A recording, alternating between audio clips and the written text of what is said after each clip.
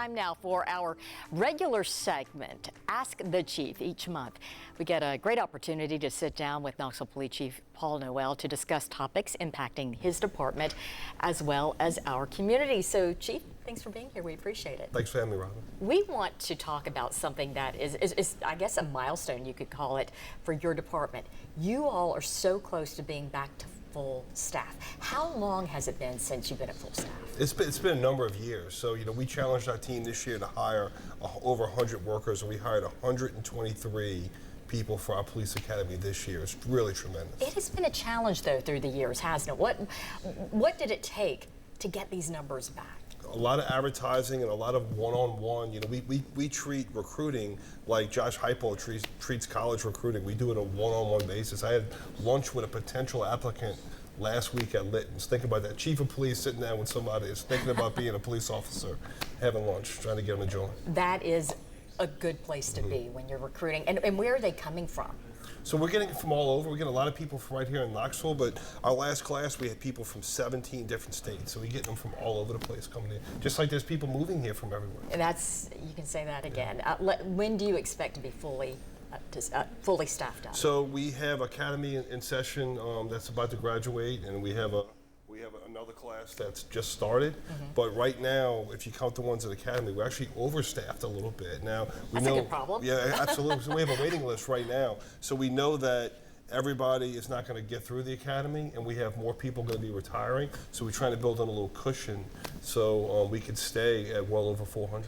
That is wonderful to hear. Congratulations on that. Thank you. Let's talk about the Mounted Patrol Division. This has been in place just a short time, and in that time, there has since been one of the horses that has retired. Was this expected? No, it was not expected. That horse had a genetic ailment that we found out about, and we contacted the company that we bought them for, and they agreed to actually swap that horse out. So we were really lucky to be able to have Wagner, that horse, retire at Faith and Friends. Okay. And so if anybody wants to go visit with that horse, it's going to stay here locally. It's going to make a lot of kids happy. Bring us up to date on the Mounted Patrol. What are some of the things they're doing? How is it working out? So they're doing great. So we have 5 horses now.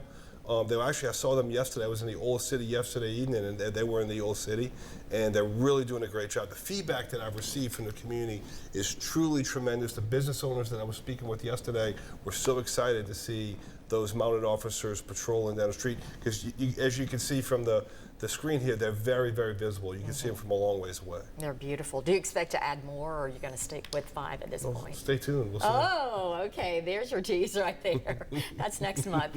All right, let's talk about something that's coming up next week, and that is the National Night Out. For people who may not be familiar with it, tell us what it's all about. Sure. So National Night Out is an event that started a very long time ago to get people to get out and meet their neighbors and meet the police. So we're going to have a big kickoff event at Tank Strickland Park on Tuesday coming up from 5 to 7. So I would ask everybody listening to either go to Tank Strickland Park, or if your neighborhood group is having a night out, go there. And if they're not having one, organize one. You got time. Get out, meet your neighbors, and meet the police. Yeah, let's talk about that idea of getting out, getting off our tablets, our phones, and getting a face-to-face in front of each other.